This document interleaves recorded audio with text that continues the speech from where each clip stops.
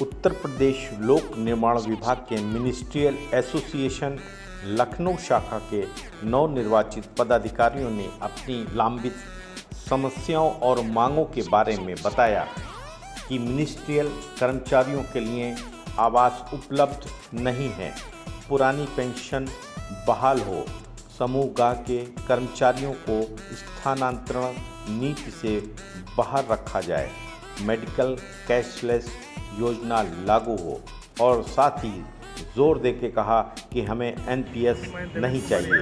पेश है एक रिपोर्ट। जिला अध्यक्ष लखनऊ निर्वाचित हूँ। मैं पहले तो अपने लखनऊ के मिनिस्ट्रियल एसोसिएशन के सभी स्टाफ को बहुत मंत्री महोदय से यही करना चाहता हूँ कि हमारे जो मिनिस्ट्रियल स्टाफ के मांगे हैं तो पुरानी पेंशन बहाली के लिए और कई समस्याएं हैं आवास के लिए कि लोक निर्माण विभाग में मिनिस्ट्रियल एसोसिएशन का कोई आवास नहीं है। इतना बड़ा लखनऊ जनपद है जो हमारे सदस्य परेशान रहते हैं, किराए के मकान पर जाते हैं और जो सदस्यों की समस्याएं हैं सीनियरिटी और एससीपी के लिए ये प्रमोशन की जो बात है वो हम चाहेंगे कि प्रमोशन हमारा समय पर हो और ट्रांसफ़र की पॉलिसी है तो उसमें समूह ग के ट्रांसफ़र को छोड़ के रखें। समूह ग के कर्मचारी पर भी वेतन देते हैं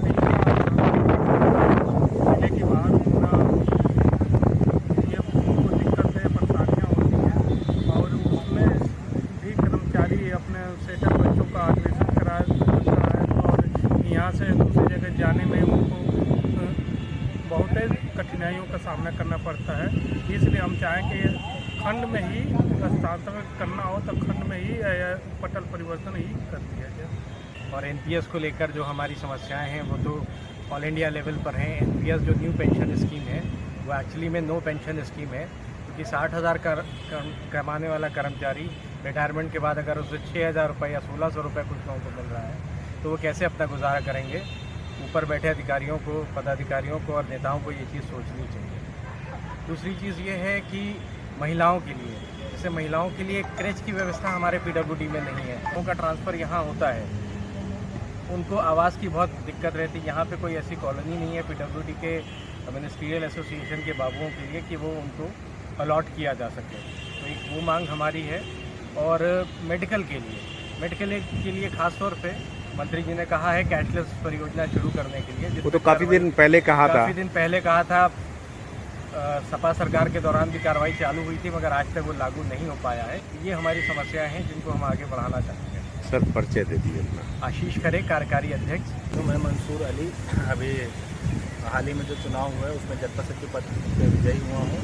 और जैसे कि आपने पूछा पुरानी पेंशन के लिए तो हमारा जोर सदा रहा है। हम आपके चैनल के माध्यम से माननीय यशस्वी मुख्यमंत्री योगी जी से अनुरोध करेंगे कि सर आप अपने उत्तर प्रदेश में भी पुरानी पेंशन की व्यवस्था को लागू कराएं। कर्मचारी बहुत परेशान है, एनपीएस से उसका गुजारा नहीं हो पा रहा है। जैसे अभी हमारे कार्यकारी अध्यक्ष महोदय ने बताया कि तनख्वाह 60,000, पेंशन 1,600 रुपये, आप बताइए कैसे गुजारा होगा। तो हमारा बस इतना ही अनुरोध है कि जिस प्रकार माननीय सांसद, माननीय विधायक की पुरानी पेंशन चालू है, हमारी भी पुरानी पेंशन चालू करें। प्रदेश लोक निर्माण विभाग मिनिस्ट्रियल एसोसिएशन के जिला शाखा से उपाध्यक्ष के पद पर जीत मिली है और मेरे जो हम लोगों ने हमारी टीम ने वादे किए हैं उसमें महिला सशक्तिकरण का सबसे प्राथमिक मुद्दा है, जिसको लेकर के हमने प्रचार भी किया और उसी के वजह से हम लोगों को जीत मिली है। विवाह संवर्ग के लिए खास करके बहुत ही दिक्कत वाली चीज़ है और खर्च उठाना बड़ा मुश्किल हो जाएगा। मैं वर्षा रावत संघर्ष महिला पद पे विजयी हुई हूँ। मैं सभी साथियों का आभार व्यक्त करती हूँ और मैं चाहती हूँ कि महिलाएं हमारे क्षेत्र में आगे आएँ और अपनी बैक फ्रंट में ना देख के फ्रंट पे आके अपने राइट को जाने और आगे बढ़ें। और जैसे कि मैम ने बोला अभी कि ट्रांसफ़र को लेके कहा जाता है कि बैक जो काफ़ी जैसे रहते हैं उनको नहीं होता है और जो कम भी स्टार्टिंग से आते हैं उनका पहले ट्रांसफ़र कर दिया जाता है। शैलेंद्र कुमार यादव वरिष्ठ उपाध्यक्ष के पद पर हमारी वजह से लगी हुई है और मैं सदस्यों का बहुत बहुत आभार प्रकट करता हूँ तो हमको दूसरी बार वरिष्ठ उपाध्यक्ष पद पर विजयी घोषित किया है। मैं तो ये कहना चाहता हूँ कि हमारे यहाँ मुख्य प्रशासनिक अधिकारी का पद अभी तक नहीं हुआ है। पूर्व मुख्य प्रशासनिक अधिकारी का पद हमारे यहाँ होना चाहिए।